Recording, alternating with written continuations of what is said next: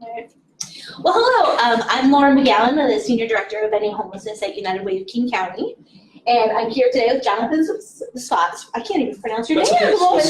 My mother can't pronounce it. No worries at all. Sposato. Yeah. Together, we're here to talk and respond a little bit to the Seattle is Dying piece that is really had our community talking all over the place. And hopefully we'll get some great questions from folks out in the community and be able to share both some of our opinions and some of the data and facts about homelessness. Yeah, that's right. Looking forward to a really robust discussion. I know that this has been incredibly sort of a lightning rod really for the community lately, and that's ultimately a good thing. I'm actually really glad that it's helping to catalyze conversation, to surface some of the complexity of the situation in our community, to really shine a spotlight on things that are not simple. I know optically some things look like they're simple, and we just want a simple solution. It's kind of how our brains are wired, but I think there's we can have a very data-driven, clarifying conversation about some of this stuff. You bet. And I think the most important thing to remember is these are people's lives. Yeah, we have 12,000 people in our region experiencing homelessness. Too many of them are people of color, and each one of them has a story. Yeah. And I want to find solutions for all of them. Okay, cool. Hopefully we'll get some questions. Yeah. Okay, the first one we've got came on email. Are people moving to Seattle to take advantage of all of the services here? Do you mind if I take this one? Go for it. Yeah, so this is one of the biggest myths about the homelessness issue in our community. So the short answer is no.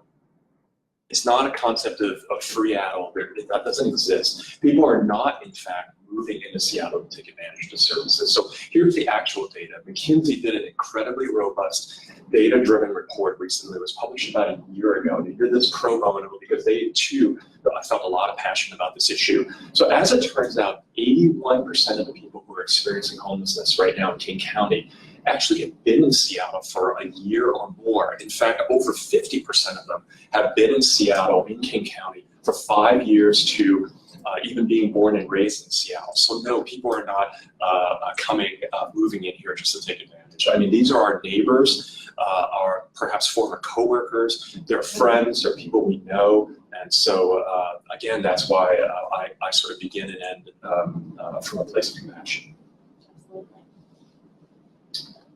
James asks, I've heard people say things like, I see homeless people using iPhones outside their tents. Doesn't that mean they can get out of homelessness if they want to? Yeah, I hear that a lot. I'm sure you do as well, that, I see somebody with a phone or a certain pair of shoes. And, I think it's always important to remember that folks experiencing homelessness are often given materials. Some of them participate in subsidized programs that might give them a phone or another tool. And often the phone, much like for you and me, really is the one thing that is keeping them in connection with other folks. And the thing that might be helping them get a job, get connected to case managers, learn about housing opportunities, or just stay in touch with friends and family. And that connection is so important, especially when you're struggling with homelessness. So, I think it's important not to judge people, to really understand that you don't know where that phone came from. You don't know if that phone is actually working, right? And that if they are using it, that might be the one tool they have to stay connected. Got a question from Heather. Will Seattle or other cities in the U.S. start legalizing drugs like heroin and putting programs in place like Switzerland or Portugal, which have been hugely successful? Do you want to speak to this one? Yeah, well, Heather, I don't actually know too much about some of the trade-offs, but one of the things that's sort of an adjacent topic is about safe injection sites. I know that has been a huge hot topic for a lot of people because it's a little scary, right? For people who don't use illicit drugs, to walk by a needle, that's a super scary thing. Now there's something that's very counterintuitive about safe injection sites, at least the data that I've seen, and I've been sort of sharing a link to a great, very data-driven NPR piece about it that came out a couple of years ago about the Insight site in particular in Vancouver, which is the one that I think those of us who are in the Northwest are probably the most familiar with. And that is that it's not a clear win. Obviously, it's not an optimal situation that people are, a certain percentage of the population, general population and the homeless population, are using illicit drugs. But the data, the research over a long period of time following 1,500 users at or near the site would suggest that these sites, safe injection sites, actually save lives. It sounds totally counterintuitive, but they save lives, and they also give health workers the ability to onboard users to health services and rehab services. So it is not really a matter of, oh, we're not showing enough tough love, or we're being too soft on criminals. You know, and there's some complexity to unpacking that, because first of all, drug use is something that is not limited to the homeless community, and that's probably one of the main issues that I do have with the recent Como piece. Is are we over conflating those issues? So not a direct answer to your question, Heather, around whether drugs should be legalized and what the trade-offs are there. I don't know enough about it, but on a specific issue that I know our community cares a lot about, and I know that the Como piece touched on, is safe injection sites, and I think that the research is pointing to the fact that they are net positive. And I think we need to be data-driven about it. Absolutely. Yeah. We've got one that'll be good for you, Jonathan. Crystal asks, how can we encourage people with privilege in the Seattle area, particularly those in the tech industry, which has ultimately led to huge displacement in urban cities across the country, to take responsibility and take action?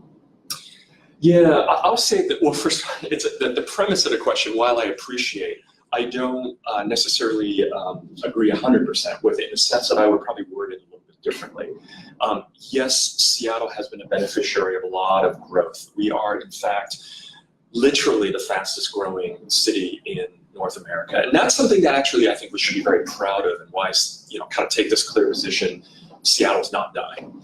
And yes, a great, vast part of that growth is because of the tech ecosystem, the incredibly vibrant tech ecosystem that I'm a part of, that has contributed to that growth.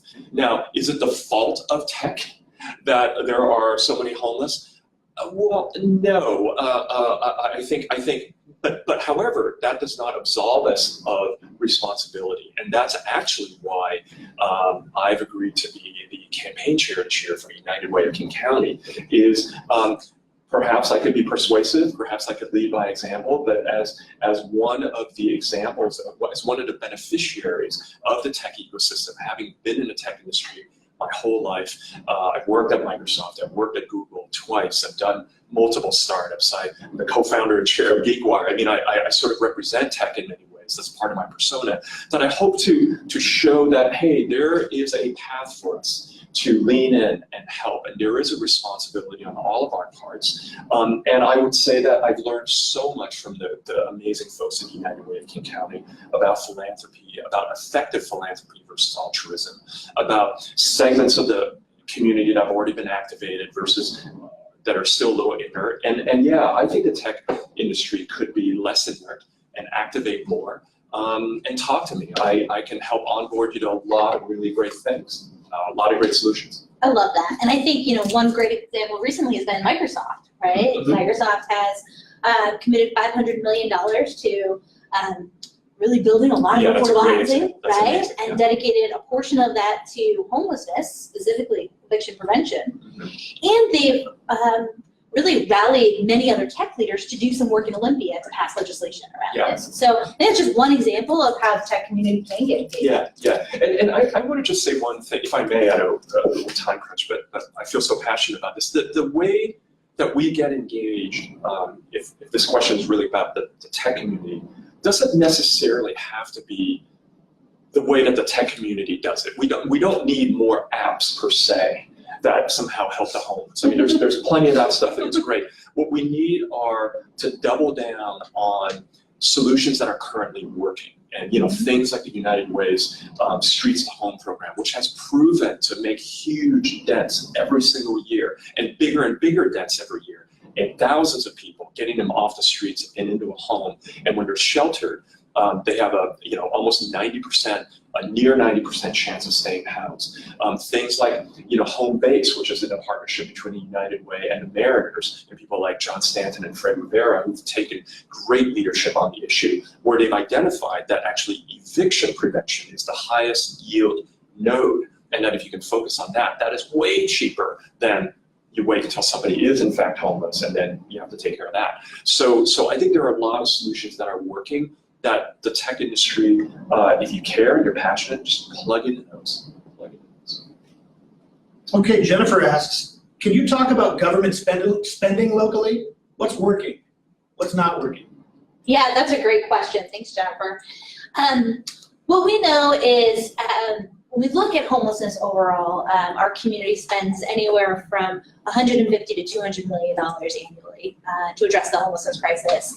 And I'm going to say something that no one wants to hear, which is it's simply not enough. What we know is we have an incredibly large affordable housing crisis, and that until we address that, we're going to continue to see tents on our streets and people sleeping outside. So we need to double down on what's working. We know that the city and county and local suburban governments have done a tremendous job in recent years of really aligning their contracts and performance measures for local nonprofits, which is incredible. It's allowing us to do more things that really work. Things like permanent supportive housing and diversion programs, things that actually get people into housing. But we need to do a whole lot more of it. We need to scale what works, and in order to do that, we're going to need significant investments to make it happen. Kayla asks, research shows that homelessness and poverty disproportionately affect people of color. How does the United Way work to address this disparity? Yeah, that's a great question. Jonathan, jump in here. One of the things that I love about working at United Way is that we know you can't address the homelessness crisis without addressing poverty. The vast majority of people experiencing homelessness are experiencing homelessness because they are living below the poverty level. There may be other things that interfere, whether that be mental illness, domestic violence, a lost job, but poverty is sort of that common cause that they all have. So United Way, we do a lot of work to increase people's incomes. And we specifically focus on communities of color and the immigrant refugee population in order to do that, because we know that they continuously are not having the opportunities that others do. Things like housing discrimination and employment discrimination really are barriers for folks. And some of those are things we can do with philanthropic investments to address them, and some of it is policy change to make sure everyone has equal opportunity. Yeah, no, and I'd like to, that's a great answer, and I'd like to add to that there's a similar pattern across a lot of these big societal issues, whether it's sexism, whether it's the wage gap, whether it's poverty, that these things, what they all have in common is that they tend to affect people of color disproportionately.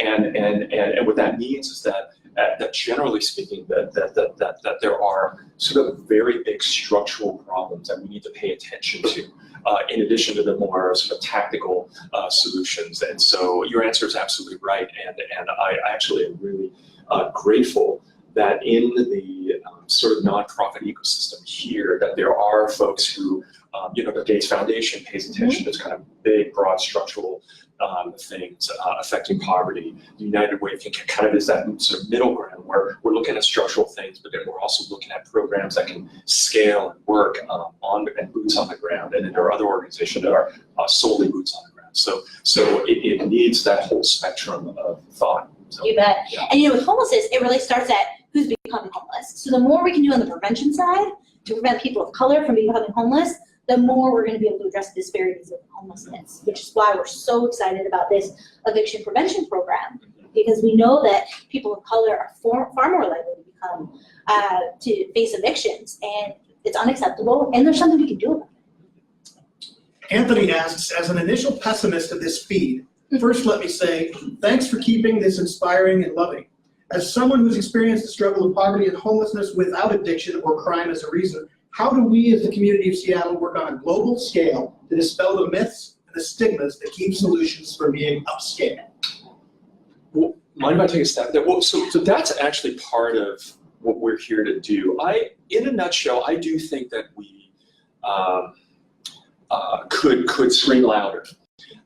Really, the Seattle is Dying piece was an attempt, and I respect that that's the position that they wanted to take, but they screamed really loud. They have a loud platform, and that message got out. And I think that in equal measure, those of us who are homeless advocates, and we are have agency over a number of solutions that are working and scaling. We need to you're absolutely right. It's a very astute question. We need to get the message out to dispel some of these myths. It's a frustration point for me that we don't talk about it more and clarify these things. So yeah, it's a good call to action that we need to be screaming loud. Yeah. I agree, and I think it's both important to recognize that many people experience homelessness, whether they be moms and dads, young kids, veterans, seniors, aunties, uncles, and each and every one of them, they have a whole lot of value.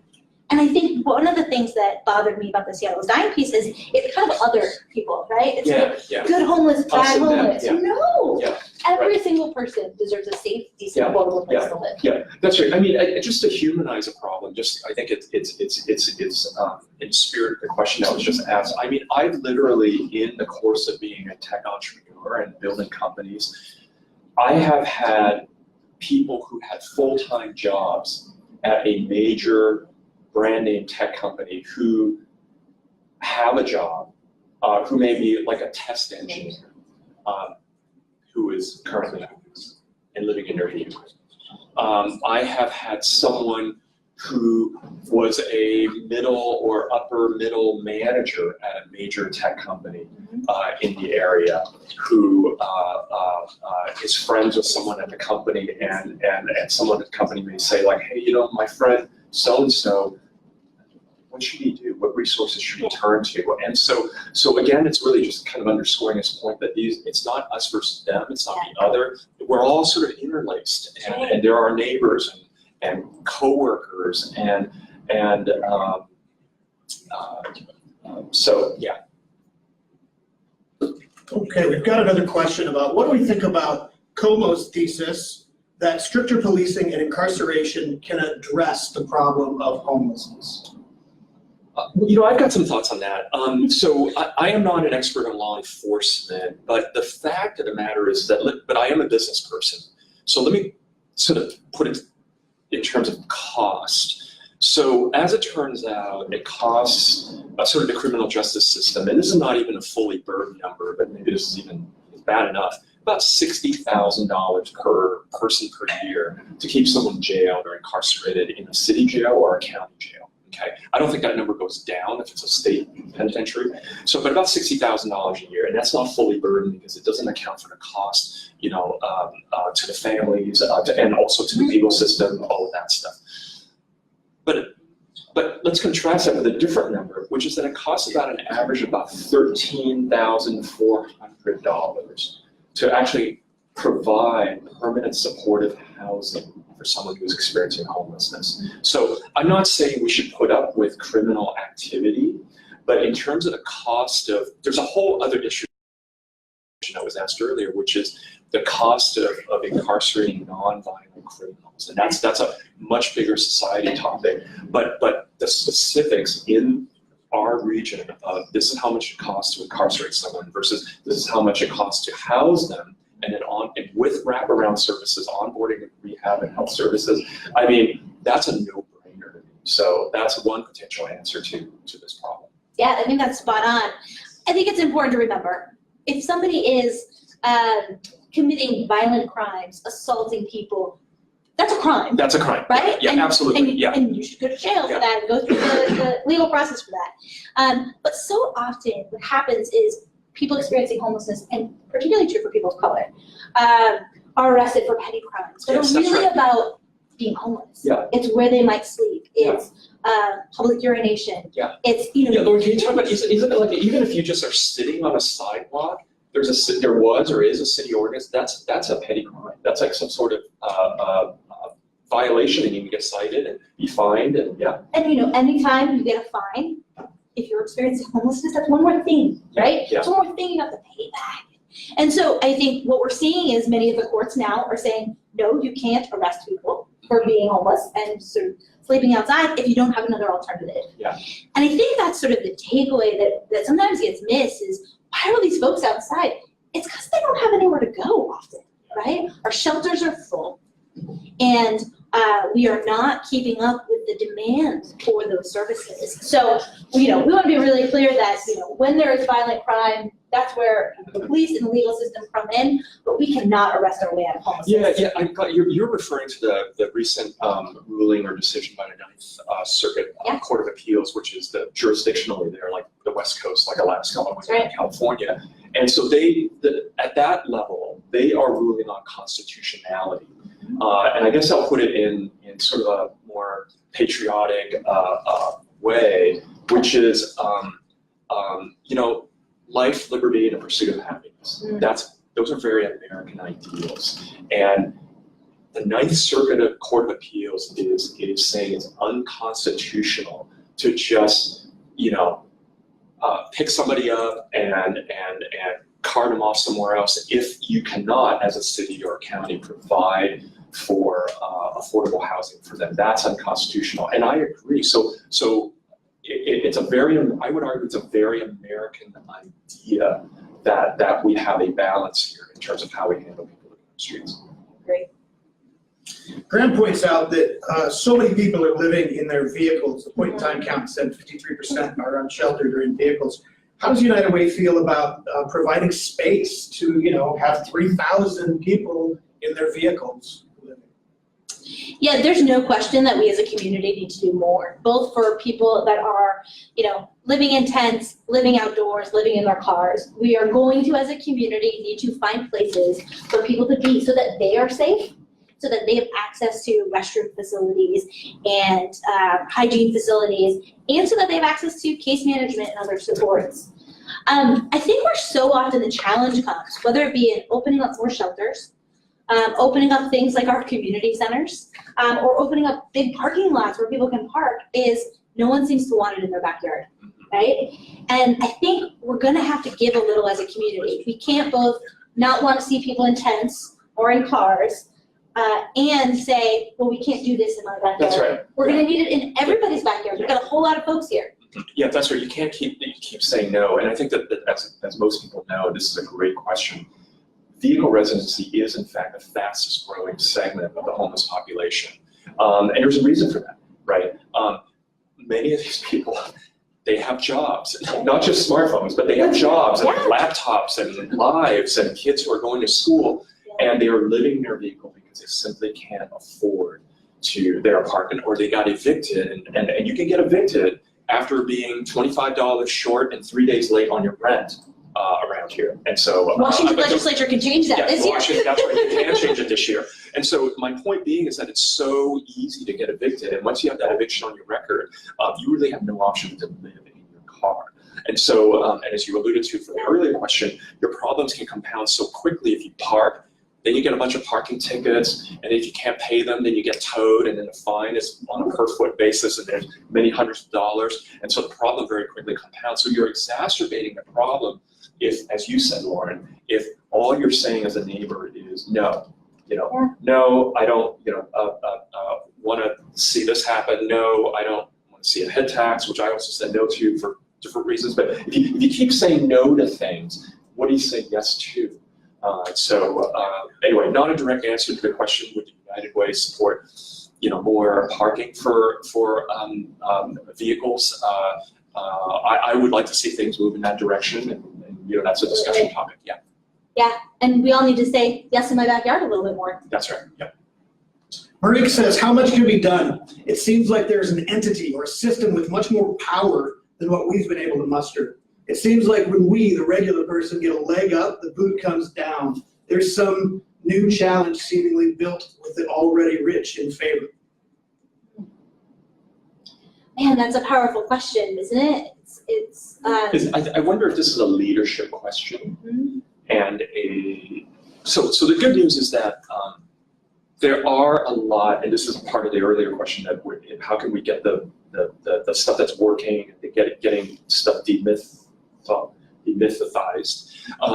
and that is that there are, in fact, a lot of things that are working, and a lot of solutions that are moving the needle, and I think, I know I don't have a crystal ball, but it does feel like that we're making greater and greater ground on the problem, and that the problem is starting to plateau. Like if you look at the top of the funnel, which is the sheer volumes of people that are entering the state of homelessness as a result of the lack of affordable housing and raising rents and other factors, that is in fact slowing, right? And so if we continue on these solutions that work, at some point those lines will cross. And I think that this is in fact a solvable problem. So I don't feel the boot coming down on my neck.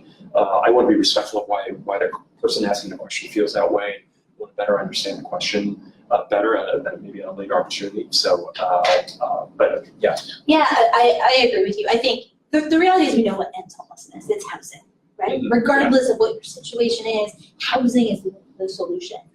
But I heard something deeply personal in that, which is sort of the, whether it be systemic poverty, cuts to safety net programs, cuts to, people who are working hard every day, trying to get ahead, and then they fall, and it sometimes can feel really, really challenging to get ahead. I think this is where elections really matter, right? Yeah. It's who is in office and making policies at a city, state, and federal level. We've got federal debate going on right now about how to utilize the food stamp program or SNAP. That could have a huge impact on this population. And I think our job at United Way is to really be clear about policies that are going to protect people experiencing homelessness and living in deep poverty, push those forward, and develop the leadership so that we can do those big, good solutions at scale. Yeah, that's great. And you reminded me of something, if I could add to it, which is all about leadership and who's in office. A lot of the chatter that I hear on social media and my own feed from very, very thoughtful, smart people whom I'm friends with, and maybe we don't always agree on exactly the same things, and that's great. That's why it's fun to be friends with you all. But some of the chatter is around city leadership and is the city doing the right thing about the problem? And I can't speak for, I'm not an elected official, I don't know very many of them, but here's the thing, right? I have this idea right now on this issue, which is all around what are you doing? It's really good to rage against the machine, it's great to be angry, it's great to be passionate, but what are you doing? And with regards to elected officials or city leadership, are you making your voice heard in a way that's constructive, where are you helping someone better that you think is better campaign and get into office? What are you doing with at the ballot box? And so those are the things that I hope to sort of convert any the anger and frustration into verbs that move us forward, right? Into doing. You bet. I agree. We've got 2 minutes left, and one more question has come via email that we'll turn to. Thank you so much for addressing these questions and thoughtful discussion. What does United Way think it's going to take? What can we focus on to truly make a difference in this crisis? I'll start, and then you add in. I mean, again, we know what the solution is. It's housing, and it's different types of housing for various people, right? For folks that have really had a really tough time, maybe they have been chronically homeless, and it's they have a disabling condition. They're going to need long-term support, and that's where permanent supportive housing comes in. We know how to do it. We've got great organizations in our community like DESC and Plymouth Housing Group. We need to scale that model. For many others, it's about getting them access to housing and work. Many people experiencing homelessness are working, they want to work, and many of them have to work in order to be able to get housing. So investing in solutions like those types of programs are really important. But at the end of the day, we need such a significant amount of affordable housing in our community and a really strong and stable safety net. So what we need to do is advocate. At a state level, we have the opportunity to do that right now, whether it be for the Housing Trust Fund or the Housing and Essential Needs Program. Those are really critical programs that can help keep people in their homes and get more people into their homes now. And in the long term, we're going to need to come together as a community to find significant resources to build a whole heck of a lot more affordable housing. And it's going to have to be in your backyard, and my backyard, and everybody's backyard, but that's the way that we're going to do this. Yeah.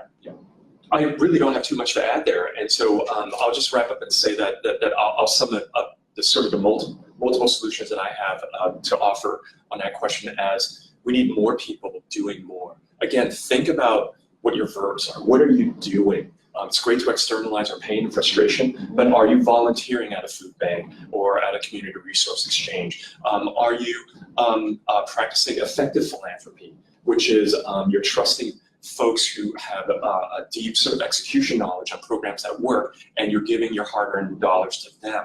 In the case of United Way, 94 cents of every dollar that you give to United Way goes directly to someone in need. So are you doing that? Are you voting the right people into office if you're frustrated with the things are with elected officials? What is it that you're doing? And so just yesterday I had a really great conversation with a developer, and we were talking about opportunity zones. And so I would also encourage people who are in a position to literally shape the very physical dimensions of our city to think about how can we do more of that. There's this gift in the form of opportunity zones in terms of being able to create so much value with the way that it works that we need to think more about that, to your point about building more affordable housing and with wraparound services.